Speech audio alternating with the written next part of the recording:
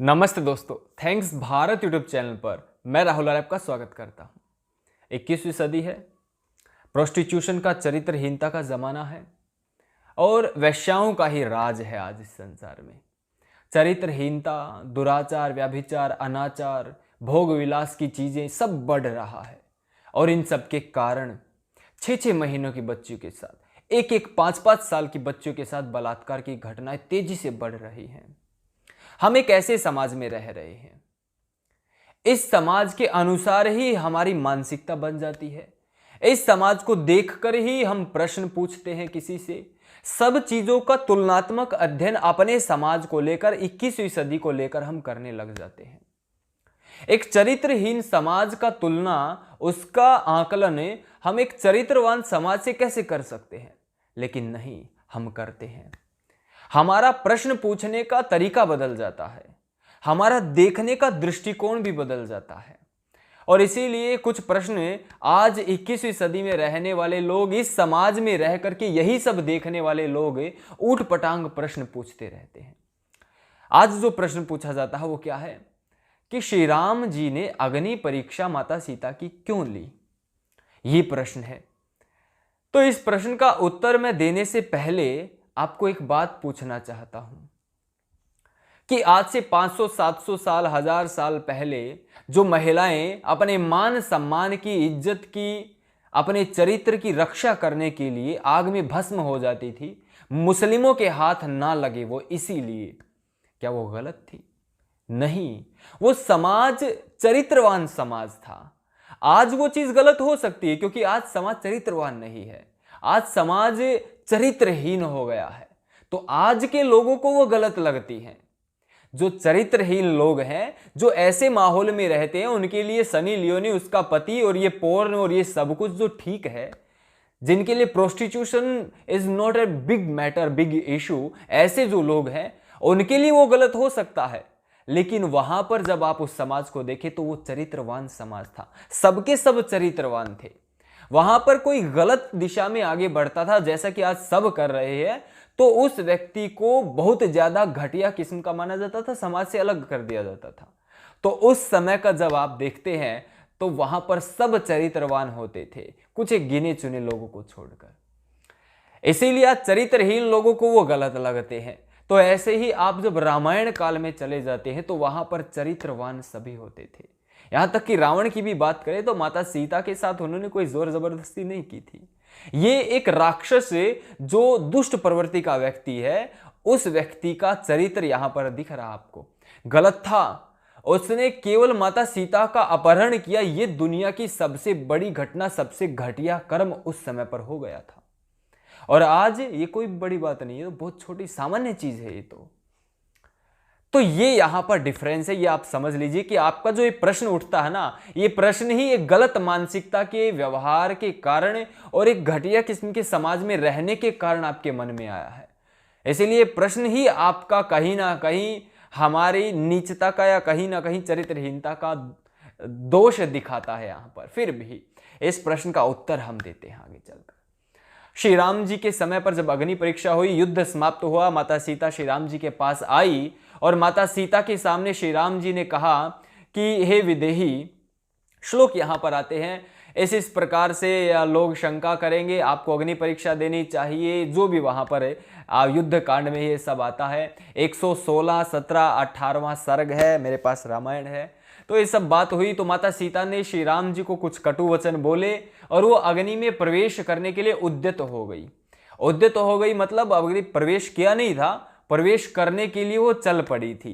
तो यहां पर श्लोक आता है, आजकल जो रामायण उपलब्ध होती है, मैं अनेकों बार कहता हूं, इनमें बड़ी मात्रा में मिलावट है और निश्चित रूप से मैंने बताया है मिलावट कैसे पकड़नी है और क्या क्या मिलावट है, सब बता चुका हूं, बहुत सारी वीडियोस गहराई से बना चुका हूं। इसमें श्लोक आता है यहां पर 116वें युद्ध कांड 116वें सर्ग में 29वां श्लोक आता है, एव मुक्त्वा तु विदेही परिक्रम्य हुताशनम विवेश ज्वलनम दीप्तम निशंकेनान नांतरात्मना। इसमें छोटी सी मिलावट कर दी, विवेश ज्वलन दीप्तम, कि माता सीता अग्नि में प्रवेश कर गई, अग्नि के अंदर समा गई, ऐसा हुआ नहीं था। अग्नि के अंदर नहीं समाई थी माता सीता। ये यहाँ पर इन्होंने बड़ी मात्रा में मिलावट करने का प्रयास किया, छोटे से श्लोक में थोड़ी सी मिलावट कर दी। पूरा श्लोक अच्छे से क्या हो सकता है, एवं मुक्त्वा तो विदेहि परिक्रम्य हुताशनम उद्यतो भूत प्रवेष्टम तम निसंगेनांतरात्मना।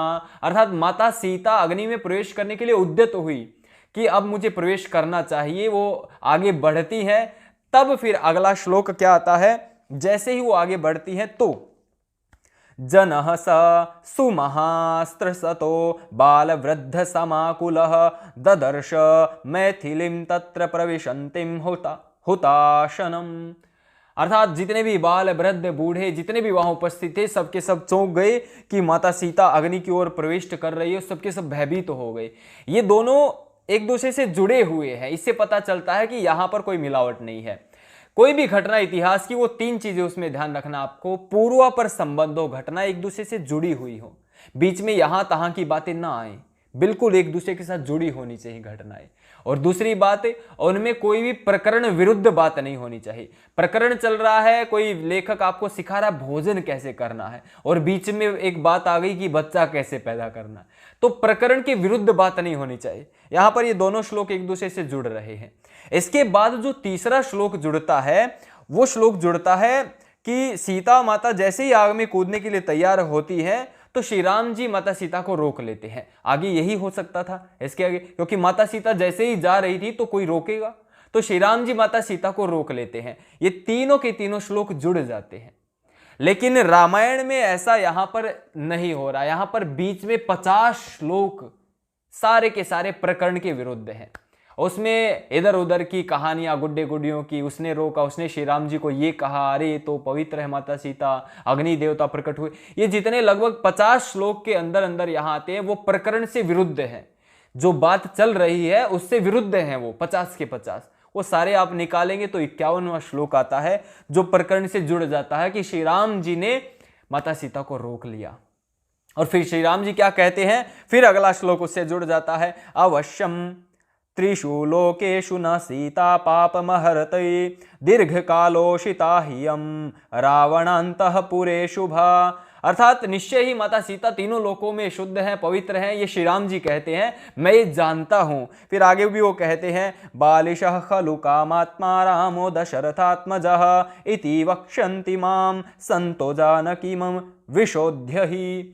अर्थात मैं ये जानता हूं कि वो निश्चित रूप से शुद्ध है, लेकिन यदि मैं उनकी शुद्धता की परीक्षा यहां नहीं करता सबके सामने तो लोग यही कहते कि दशरथ पुत्र श्री राम में बड़ा ही कामातुर है, एक स्त्री के काम में उसके प्रेम में पड़कर अंधा हो गया है कि वो रावण के पास रहकर आई है और ऐसे ही अपना लिया। तो श्री राम जी कहते मैं जानता हूं वो पवित्र है, मैं अपनी पत्नी को अच्छे से जानता हूं, लेकिन लोग ये ना कहें कि राजा राम कामातुर है, मतलब काम के अधीन हो गया, वो दुराचारी व्याभिचारी है, इसीलिए उसने सीधा अपना लिया माता सीता को। अब श्री राम जी लोगों की परवाह क्यों करते हैं, प्रश्न ये उठता है यहां, लोगों की परवाह क्यों करते हैं। तो मैं यहां आपसे प्रश्न पूछ सकता हूं इसी चीज का उत्तर देने के लिए, do you think Shri Ram was an ordinary man? क्या वो एक सामान्य व्यक्ति थे? नहीं। रावण को मारकर श्री राम जी इस संसार के सबसे शक्तिशाली राजा बन गए थे, पूरे संसार को जीत लिया था, ये कह सकते हैं आप। तो वो कोई सामान्य व्यक्ति नहीं थे, वो एक राजा थे और वो भी महाराज थे। तो एक महाराज के प्रति यदि जनता में इस प्रकार की चीजें जाएंगी तो सारी जनता ऐसी ही हो जाएगी कि अरे श्री राम जी भी दुराचारी व्याभिचारी हैं, चलो करो दुराचार व्याभिचार। तो जनता को भी बचाने का दायित्व श्री राम जी का था, इसीलिए परीक्षा करवाई। और माता सीता इसको भली भांति जानती थी, वो समझती थी इस बात को, और वो तुरंत जैसे ही श्री राम ने उनको रोका उसके बाद माता सीता ने श्री राम से कोई प्रश्न नहीं किया था, क्योंकि वो तुरंत समझ गई थी कि हाँ वो मेरे पति हैं, लेकिन इस पूरे संसार में जो उनके अधीन आता है शासन है उसके राजा भी वो हैं।